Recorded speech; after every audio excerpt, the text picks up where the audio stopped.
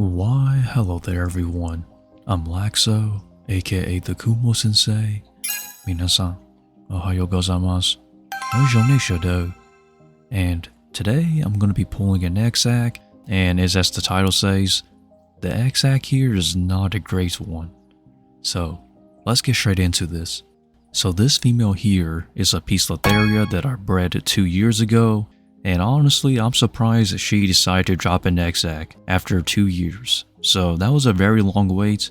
So when the day came for me to pull this Eggsac, which you're seeing today, the Eggsac felt very thick, as if it's just one large clump, which either indicates that all the eggs are stuck together, or there's mold, and the mold spread throughout the entire Eggsac, causing the eggs to mold and stick together. So two not so great scenarios. So I immediately just opened this Eggsac as soon as I could. And the Eggsac was not so great, but I tried to go through the entire Eggsac, just trying to find decent to possibly good eggs.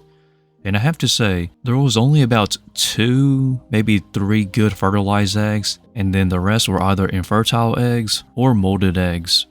So usually by now, after so many days, when it comes time to pulling the Eggsac, they should be developed into eggs with legs, but in this case, there was none. So I did candle all of the eggs that I thought were good, whether they were infertile or not. If they looked good, I candled them just to make sure that they were fertile, and only about 2 of these eggs actually had development, as in there was legs developing, and I could see them forming and becoming at eggs with a leg stage.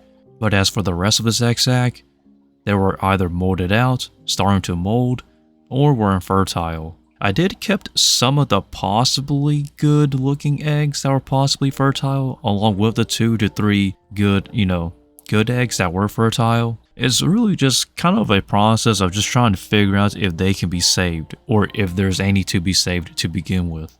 So some of you may be wondering, what am I doing? And basically I'm washing the possible good eggs because they were very sticky, and this is a process I typically do whenever the eggs are sticking together, or if they're stuck in clumps, or if they have mold on them. I try to give them a slight wash just to get the stickiness or the mold off, and then use a Q-tip to basically, wipe off anything that could cause them to stick to one another. But honestly, even though I tried my best to save these eggs were still infertile at the end of the day. So they did end up molding out later on, and I did take them out. I didn't record that because that happened fairly recently, but essentially, out of all these eggs that you'll see in this video, only about 2 of them were good. Yeah, this Eggsac was not a great one. If you're wondering what may have caused this, honestly a multitude of factors may have caused it. So it's really hard to pinpoint whenever something goes wrong, especially when you're like me, everything's super controlled, and you have exactly what you want in terms of getting it right to where you want it to be, and it still turns out bad. I'm just scratching my head, but at the end of the day, there's just too many factors to know for sure. And as you can tell, these eggs are still kind of sticky. Some of these are sticking more onto the napkin than others, but essentially all I'm trying to do is just trying to get them to where they're not sticking to anything, especially because you're trying to rotate these eggs as well, or roll these eggs as they're in the incubator, just until they become the stage of eggs with legs. So you typically don't really need to actually wash anything, so you just open the Eggsac, put the good eggs into the incubator, and basically just call it a day and rotate it every now and then until they become eggs with legs. But the only reason why I'm washing these eggs, or the only reason to wash any sort of eggs, is if they're really sticky or if they're sticking onto things. Because when eggs are stuck together, or when eggs are sticking onto things, it can cause issues in terms of molting or becoming into a larval stage. So really that's the only reason why you would wash your eggs. I typically just use a wet napkin or a wet coffee filter and just kind of stir my eggs in that, and that is to me a wash already.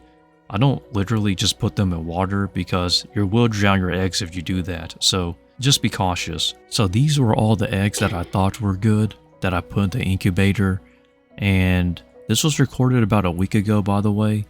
But as of now, for an update, 2, maybe 3 of these eggs made into eggs with legs. The rest of them were infertile. So it was basically not a really good egg sac, honestly, but that's okay. I'd rather have one exo leg than to have none, so I take what I get. But this egg sac did actually come in as a shock to me because I bred this female 2 years ago, and man, it took such a long time to actually get an egg sac from this. I actually thought that she was just going to molt out and just never have an egg sac. But surprisingly, she actually laid an egg sac, and that caught me off guard to where I was like, whoa, 2 years after pairing for an egg sac. Then again though, you can't really know when a tarantula will lay an egg sac, and that's just kind of the truth you have to accept. A female tarantula will lay an egg sac whenever she's ready, and I keep telling people this because it seems like a lot of the new tarantula breeders, they're always asking me like, when will my tarantula drop an egg sac? And the answer is that it always depends on when she's ready. Unlike humans that take 9 months of pregnancy, or, animals that have a certain time frame as to when, they have offspring, tarantulas are one of those that they will make an egg sac whenever they're ready. It could take as long as years to as short as months. And I keep seeing on the internet that people say it takes like 6 months or 9 months for an egg sac, and that is absolutely not true. It just depends on when the female is ready. But regardless though, I do have to actually document this egg sac. You don't have to do this, but I do this all the time. I typically do like to document my egg sacs, so you can see I'm putting it into this sample bag here and dating it. This is just to let me know for future records that this tarantula laid this egg sac on this date, or basically the date that I pulled this egg sac. And then with this information, I will apply it to future breedings, future matings, egg sac care, and basically just document it and then adjust it as I go. But overall though, this egg sac wasn't too great, but I did find it fascinating and I did want to show you. And I'm sorry, but I've been busy, so that's why the uploads have been inconsistent. But as always everyone, thanks for watching. And with that, stay lax and Laxow out from the Kumo Sensei.